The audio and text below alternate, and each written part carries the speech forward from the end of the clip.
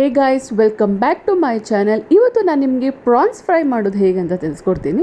So ನಾನು 1/4 kg ನಾನು France ತೊಗೊಂಡಿದ್ದೀನಿ. 1/4 ಟೇಬಲ್ ಸ್ಪೂನಷ್ಟು ನಾನು ಅರಿಶಿನ ಪುಡಿ, 1/4 ಟೇಬಲ್ ಸ್ಪೂನಷ್ಟು ನಾನು ಚಿಲ್ಲಿ ಪೌಡರ್, ಹಾಗೆ ಸ್ವಲ್ಪ ಉಪ್ಪು ಆ್ಯಡ್ ಮಾಡಿ ಚೆನ್ನಾಗಿ ನಾನು ಮಿಕ್ಸ್ ಮಾಡ್ಕೊತೀನಿ.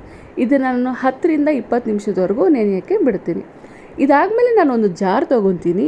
ಇದಕ್ಕೆ 1/4 ಟೇಬಲ್ ಸ್ಪೂನಷ್ಟು ಮೆಣಸು ಹಾಕೋತೀನಿ, ಬೆಳ್ಳುಳ್ಳಿ ಒಂದು 7-8 ಇಳಕ್ಕೆ ಹಾಕೋತೀನಿ, 1/4 ಟೇಬಲ್ ಸ್ಪೂನಷ್ಟು ನಾನು ಜೀರಿಗೆ ಹಾಕೋತೀನಿ, ಹಾಗೆ ಒಂದು 2 ರಿಂದ 3 ಸ್ಪೂನು ಅಷ್ಟು ಧನಿಯಾ ಕಾಳನ್ನ ನಾನು ಆ್ಯಡ್ ಮಾಡ್ತೀನಿ. ಸೊ ಇದನ್ನು ನಾನು ಗ್ರೈಂಡ್ ಮಾಡ್ಕೋತೀನಿ. ಯಾವುದೇ ರೀತಿಯಾದ ನಾನು ನೀರನ್ನ ಆ್ಯಡ್ ಮಾಡೋಕ್ಕೆ ಹೋಗೋದಿಲ್ಲ. ಸೊ ಸ್ವಲ್ಪ ರಫಾಗೆ ನಾನು ಈ ಥರ ಗ್ರೈಂಡ್ ಮಾಡ್ಕೋತೀನಿ. ಸೊ ನೆಕ್ಸ್ಟ್ ಬಾಣಲಿಗೆ ನಾನು 2 ರಿಂದ 3 ಟೇಬಲ್ ಸ್ಪೂನಷ್ಟು ಎಣ್ಣೆ ಹಾಕೋತಿದ್ದೀನಿ. ಮತ್ತು ಒಂದು ಮೀಡಿಯಮ್ ಸೈಜಷ್ಟು ಈರುಳ್ಳಿ ಕಟ್ ಮಾಡಿಕೊಂಡು, ಹಾಗೆ 2 ರಿಂದ 3 ಹಸಿಮೆಣಸಿನಕಾಯಿನ ನಾನು ಕಟ್ ಮಾಡಿಕೊಂಡು ಸ್ವಲ್ಪ ಬ್ರೌನಿಷ್ ಬರೋವರೆಗೂ ನಾನು ಡೀಪ್ ಫ್ರೈ ಮಾಡ್ಕೋತೀನಿ. ಸೊ ನೋಡಿ, ಆಲ್ರೆಡಿ ಇದು ಬ್ರೌನಿಷ್ ಆಗ್ತಾಯಿದೆ. ಸ್ವಲ್ಪ ಬ್ರೌನಿಷ್ ಬರೋವರೆಗೂ ಡೀಪ್ ಫ್ರೈ ಮಾಡಾದಮೇಲೆ ನಾನು ಏನು ಮಿಕ್ಸ್ ಮಾಡ್ಕೊಂಡಿದ್ದೀನಲ್ವ ಪ್ರಾನ್ಸ್, ಅದನ್ನು ನಾನು ಆ್ಯಡ್ ಮಾಡ್ತೀನಿ. ಸೊ ಆ್ಯಡ್ ಮಾಡಿ ಚೆನ್ನಾಗಿ ನಾನು ಡೀಪ್ ಫ್ರೈ ಮಾಡ್ಕೋತೀನಿ. ಸೊ ಪ್ರಾನ್ಸ್ ದೇಹಕ್ಕೆ ತುಂಬ ಒಳ್ಳೆಯದು.